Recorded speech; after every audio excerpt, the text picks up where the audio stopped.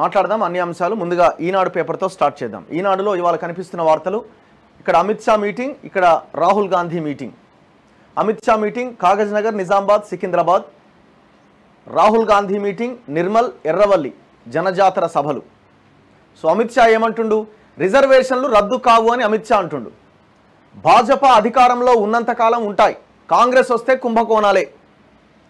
రాహుల్ గాంధీ ఏమంటుండు, భాజపా గెలిస్తే రిజర్వేషన్ల రద్దే, వారిది రాజ్యాంగాన్ని మార్చే సమూహం, ఆ కుట్రల్ని తిప్పికొట్టేందుకే మా పోరాటం. కాంగ్రెస్ గెలిస్తే దేశవ్యాప్తంగా రైతు రుణమాఫీ, మహిళల బ్యాంకు ఖాతాల్లోకి ఏటా ₹1,00,000, యువతకు ఉద్యోగం పక్కా చేస్తాం. నిర్మల్, ఎర్రవల్లి జనజాతర సభల్లో రాహుల్ గాంధీ. కిషన్ రెడ్డి ఏమంటున్నాడు, అమిత్ షా ఏమంటున్నారు, 12 సీట్లు గెలిపించండి, తెలంగాణ రాష్ట్రాన్ని నెంబర్ 1 రాష్ట్రంగా చేస్తా. దేశంలో కాంగ్రెస్ ఎన్నికల ఖర్చుకు తెలంగాణ నుంచి RR ట్యాక్స్, లిక్కర్ స్కామ్లో తిన్నది ఎంతో కేసీఆర్ చెప్పాలి. కాగజ్ నగర్, నిజామాబాద్, సికింద్రాబాద్ సభల్లో అమిత్ షా. ఇప్పుడు ఈయన చెప్పింది కరెక్టే, ఆయన చెప్పింది కరెక్టే, ఎవరికి వాళ్ళుగా మాట్లాడుకుంటున్నారు. ఇక్కడ అంశం రిజర్వేషన్ల అంశం ప్రధానంగా వీళ్ళు హైలైట్ చేస్తున్నారు. రిజర్వేషన్లు మేము రద్దు చేస్తామని వాళ్ళు దుష్ప్రచారం చేస్తున్నారు కాంగ్రెస్. మేము ఎక్కడా రిజర్వేషన్లు రద్దు చేయం, మేము ఉంటేనే అవి భద్రంగా ఉంటాయని వీళ్ళు చెప్తున్నారు. సో మీరు వస్తే రిజర్వేషన్లు ఖతమే, మేము వస్తే మాత్రమే ఆ రిజర్వేషన్లు కానీ భారత రాజ్యాంగాన్ని కానీ మేము రక్షిస్తామని కాంగ్రెస్ పార్టీ చెప్తున్నది. కానీ ఇరువురిలో ఎవరికి చిత్తశుద్ధి సరిగ్గా లేదు. ఇప్పుడు కాంగ్రెస్ అంటుంది రిజర్వేషన్లు, కులగణన వీటన్నింటి గురించి మాట్లాడుతుంది, అసెంబ్లీలో మేము తీర్మానం చేసినామని చెప్తుంది. కానీ వాస్తవానికి వచ్చేసరికి టికెట్ల విషయంలో టికెట్లు ఎందుకు ఇయ్యరయ్యా, బీసీలకి టికెట్లు ఎందుకు ఇయ్యరయ్యా, జనరల్ స్థానాల్లో ఎస్సీలకి 1-2 ఇవ్వచ్చు కదా, ఈ వర్గాల ప్రజలే కదా మొత్తం ఈ దేశంలో ఈ రాష్ట్రంలో 90% పైగా ఉన్నది అని అంటే దానికి సమాధానం ఉండదు. మరి ఇట్లాంటి వాళ్ళు తీర్మానాలు చేసి దాన్ని చిత్తశుద్ధిగా భవిష్యత్తులో అమలు చేస్తారన్న గ్యారంటీ ఏంటి?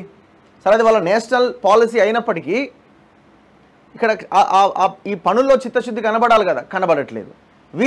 వీళ్ళు మొన్న ఎవరైనా గౌతమ్ ఎవరో బీజేపీ జనరల్ సెక్రటరీ అని చెప్తూనే ఉన్నాడు, మేము సెక్యులర్ అన్న పదాన్ని తీసేస్తాం.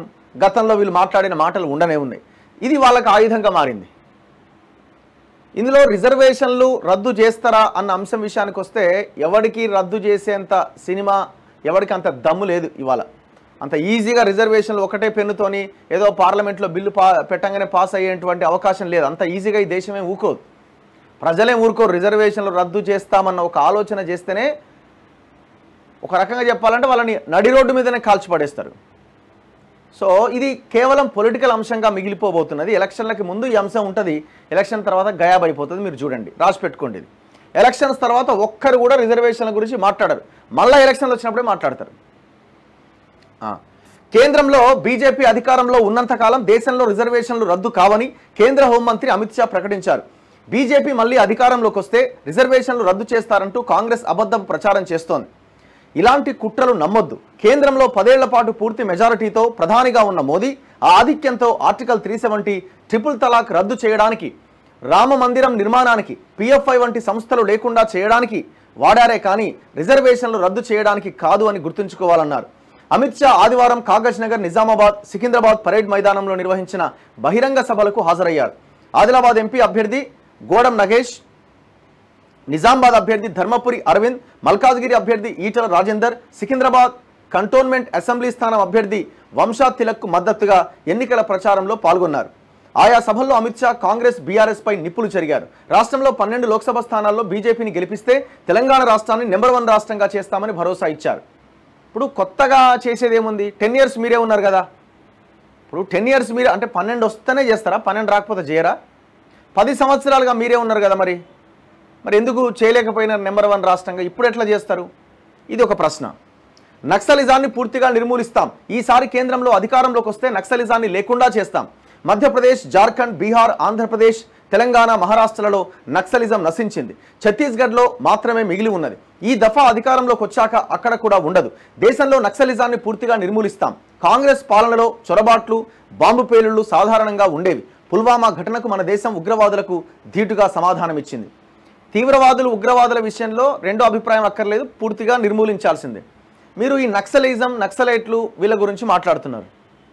సో వీళ్ళేం తీవ్రవాదులా? కాదు. ఇప్పుడు వీళ్ళని ఏరిపారేసే క్రమంలో ఏరిపారేస్తామని అంటున్న మీ మాటలు అసలు ఆ నక్సలిజం ఎట్లా పుడుతోంది, ఆ నక్సలిజం ఎట్లా తెర మీదకి వస్తూ ఉంది, ఆ నక్సలైట్లలోకి వెళ్ళడానికి ఎందుకు వాళ్ళ ఆసక్తి చూపి అందులోకి వెళ్ళిర్రు, ఎందుకు పోయినారంటే అణచివేత, పేదరికము, ఎక్కడో ఒక చోట ఈ సమాజంలో జరుగుతున్న ఈ రుగ్మతల కారణంగా వాళ్ళు డైజెస్ట్ చేసుకోలేక అడవుల్లోకి వెళ్ళిర్రు. మీరు మూలాన్ని ఎక్కడ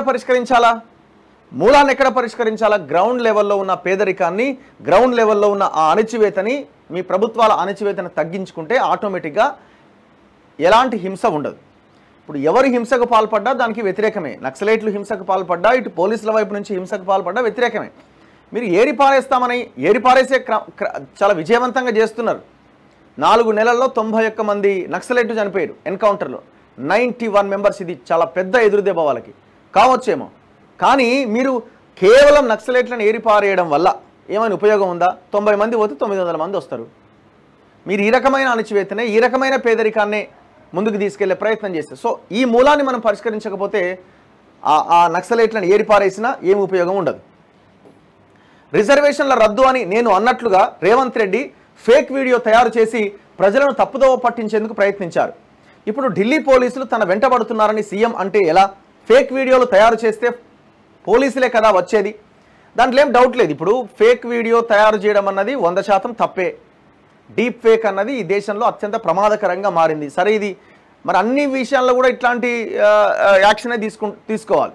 సరే, వాళ్ళు మాకేం సంబంధం, ముఖ్యమంత్రికి ఏం సంబంధం అని అంటున్నారు. కానీ ఆ వీడియో తయారైంది, ఆయన అరెస్ట్ చేసిరు, జరిగింది, లోపలేసిరు. ఈ విషయంలో ఎవరేం రెండో అభిప్రాయం ఏం లేదు. తెలంగాణలో ఏబీసీలు ఒక్కటయ్యాయి. ఏబీసీ అంటే అసదుద్దీన్ ఎంఐఎం, బీఆర్ఎస్, కాంగ్రెస్ అట. అవి ఒక్కటై ముస్లిం ఓట్ల కోసం శ్రీరామనవమి శోభాయాత్రను అడ్డుకున్నాయి. తెలంగాణ విమోచన దినోత్సవాన్ని జరపలేదు అమిత్ షా.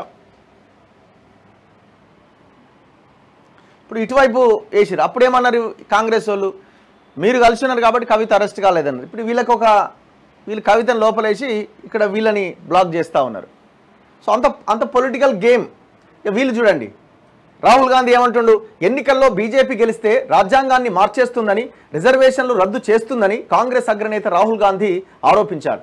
బీజేపీ నేతలు ప్రజలతో నేరుగానే ఈ విషయాన్ని చెబుతున్నారని గుర్తు చేశారు. బీజేపీ ఆర్ఎస్ఎస్లది రాజ్యాంగాన్ని మార్చే సమూహం. ఆదిలాబాద్, నాగర్ కర్నూల్ లోక్సభ నియోజకవర్గాల పరిధిలోని నిర్మల్, ఎర్రవల్లిలో ఆదివారం జరిగిన జనజాతర సభల్లో రాహుల్ గాంధీ ప్రసంగించారు.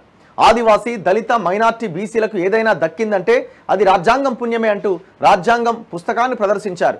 బీజేపీ పుస్తకాన్ని నిలిపేయాలని చూస్తోందని మండిపడ్డారు. ఇప్పుడు నా పాయింట్ ఏంటంటే, రాహుల్ గాంధీ కూడా ఆన్సర్ చేయాలా? మీరు అసెంబ్లీ ఎన్నికల్లో ఏం చెప్పారు? ఇదే అంశాన్ని చెప్పి ఓట్లు అడిగి ఇక్కడ గెలిచిరు కదా. కులగణన అన్నది ప్రధాన అంశంగా కేంద్రీకృతం చేసిరు కదా. దాని చుట్టూ ఎలక్షన్ తిప్పినారు కదా. ప్రజలు దాన్ని నమ్మిరో ఏం లేదో, కేసీఆర్ను ఓడగొట్టాలనుకున్నారు, మీకు అధికారం ఇచ్చిరు. సింపుల్గా దగ్గరలో మీరు కనిపించారు, మీకు ఓటేసారు. మీరు చేసిన పోరాటం లేదు, ఏమి లేదు. ఈ సిచ్యువేషన్లో మీరు ఇచ్చిన హామీ కులగణన, బీసీలు, ఎస్సీలు, ఎస్టీలు, మీరు అంటున్న ఆదివాసీలు, దళితులు ఇవన్నీ మాట్లాడారు. అరే మరి 17 ఎంపీ సీట్లలో మొత్తం వాళ్ళే ఎత్తుకపోయారు కదా. మరి ఇది ఎట్లా లెక్క? ఈ క్వశ్చన్కి మీ దగ్గర ఆన్సర్ లేదు. ఈ క్వశ్చన్కి మీ దగ్గర ఆన్సర్ లేనప్పుడు ఇవన్నీ చెప్పినా జనం నమ్మడానికి అవకాశం కూడా లేకుండా పోయింది. ఇప్పుడు ఎంతవరకు ఇంపాక్ట్ చూపిస్తుంది రిజర్వేషన్ల అంశం, భారత రాజ్యాంగాన్ని ఇది చేస్తారు అది చేస్తారన్న అంశం? ఎక్కడో దగ్గర కొంత పర్సంటేజ్ ఉండొచ్చు, కానీ మెజారిటీ ప్రజలు మీ అభిప్రాయాన్ని, మీరు చెప్పిన మాటని విశ్వసించే అవకాశం ఉందా? లేదు. వై? మీరు చేతల్లో మీ పని కనిపించట్లేదు. ఎన్ని సీట్లు ఇచ్చినారు? 17 ఎంపీ స్థానాల్లో బీసీలకు మీరు ఇచ్చిన సీట్లన్నీ 3లో ఏమున్నాయి? ఆడ గట్టి పోటీ ఇచ్చేది ఒక మెదకు నీలం మధు ఉన్నాడు, ఇంకెవరున్నారు? ఆడ సురేష్ షెట్కార్ది ఏమైద్దో తెలియదు, ఇక్కడ దానం నాగేంద్రది ఏమైద్దో తెలియదు. అంతా గందరగోళం. సో మీ చిత్తశుద్ధిని మీరు ఎక్కడ నిరూపించుకున్నట్టు? మీరు అది చేతల్లో కూడా నిరూపిస్తేగో మేము ఇచ్చినాం చూడండి అని అనొచ్చు. వీళ్ళు 5, 6 ఇచ్చారు. మరి ఇప్పుడు బీజేపీ వాళ్ళు భారత రాజ్యాంగాన్ని మారుస్తారు, వాళ్ళు బీసీలకు వ్యతిరేకం, దానికి వ్యతిరేకం అంటే వాళ్ళు 5, 6 సీట్లు ఇచ్చారు. వాళ్ళు ఇప్పుడు ఏమనాలి మరి? ఆదివాసీ, దళిత, మైనార్టీ, బీసీలకు ఏదైనా దక్కిందంటే అది రాజ్యాంగం పుణ్యమే అంటూ రాజ్యాంగం పుస్తకాన్ని ప్రదర్శించారు. బీజేపీ పుస్తకాన్ని నలిపేయాలని చూస్తోందని మండిపడ్డారు. అంబేద్కర్, గాంధీ ఆశయాల్ని తుంచేయాలని కుట్ర పన్నుతోందని ధ్వజమెత్తారు. ప్రజల తరపున కాంగ్రెస్ పార్టీ పోరాటం చేసి ఆ కుట్రల్ని తిప్పికొడుతుందన్నారు. తాము అధికారంలోకి వస్తే తెలంగాణ మాదిరిగానే దేశవ్యాప్తంగా రైతు రుణమాఫీతో పాటు పంటలకు కనీస మద్దతు ధర ప్రకటిస్తామన్నారు. రిజర్వేషన్లు పెంచుతామన్నారు. ఆదిలాబాద్, నాగర్ కర్నూలు లోక్సభ కాంగ్రెస్ అభ్యర్థులు ఆత్రం సుగుణ, మల్లు రవిలను అధిక మెజారిటీతో గెలిపించాలని కోరారు. దేశంలోని పోర్టులు, ఎయిర్పోర్టులు, రక్షణ సంబంధిత పరిశ్రమలు, మౌలిక సదుపాయాలు అన్నింటినీ ఒక్కరికే కట్టబెట్టారు. ఈ 10 సంవత్సరాల్లో 22 మంది ధనికుల కోసమే మోదీ 16 లక్షల కోట్లను మాఫీ చేశారు. ఆ సొమ్ముతో 24 ఏళ్ల పాటు పేదలకు ఉపాధి హామీ కింద పనులు కల్పించవచ్చు. కేవలం 22 మంది ధనికుల వద్ద ఉన్న డబ్బు దేశంలోని 70 కోట్ల మంది పేదల దగ్గరున్న సొమ్ముతో సమానం. ఈ ధనాన్ని కాంగ్రెస్ పేదల వద్దకు చేర్చాలి అనుకుంటోంది. ఇందులో మీ పాత్ర కూడా ఉన్నది. ఆ సంపదని చేర్చే క్రమంలో మీ పాత్ర కూడా ఉన్నది, కంటిన్యూ అవుతా ఉన్నది. సో ఇప్పుడు మీరు ఏం చేయాలంటే, మీరు ఇప్పుడు ఈ రాజ్యాంగము, రిజర్వేషన్ల అంశం తెర మీదకి వచ్చింది కాబట్టి ఈ మీ కాంగ్రెస్ పార్టీలో పోటీ చేస్తున్న ఈ సోకాల్డ్ రెడ్డి లీడర్లు ఎవరెవరైతే ఉన్నారో ప్రజల గురించి నేను మాట్లాడలేదు. ప్రజల అమాయకులు, ప్రజలు చాలా తెలివైన వాళ్ళు. ఆ వర్గాల్లో ఉన్న ప్రజలకు కూడా ఈ దుర్మార్గులు చేసింది ఏమీ లేదు. ఆ లీడర్లందరినీ వరుసగా నిలబెట్టి కులగణన చేస్తాం, బీసీలు 60% ఉన్నారు, 60% టికెట్లు భవిష్యత్తులో వాళ్ళకే ఇస్తాం అని ఆ రెడ్డి వెలమ ఈ లీడర్ల కమ్మ లీడర్లందరితో చెప్పించే ప్రయత్నం చేయండి ఒకే వేదిక మీద. అప్పుడు నమ్మడానికి అవకాశం ఉంటుంది. చెప్పిస్తారా? వీళ్ళు కానిస్తారా? ఇది అంతా ఈ రెండు పార్టీలు మాట్లాడుతున్నంతా పొలిటికల్ గేమ్. ఈ ఎలక్షన్స్ కోసం మాట్లాడుతున్న మాటలు తప్ప ఎలక్షన్స్ తర్వాత మళ్ళీ ఇవి కనబడవు, వినబడవు. ఇక మీరే ఉన్న దొంగలలో ఏ దొంగ మంచి దొంగ అంటే ఆ దొంగను ఎంచుకోండి. ఈ దొంగనైతే ఎంచుకోకండి అసలే. ఎందుకంటే ఇది ప్రమాదకారి. ఈ రాష్ట్రానికి అసలు ఏమాత్రం ఉపయోగం కాదు, ఇంకా నష్టం చేసే ఒక ప్రమాదం ఇది.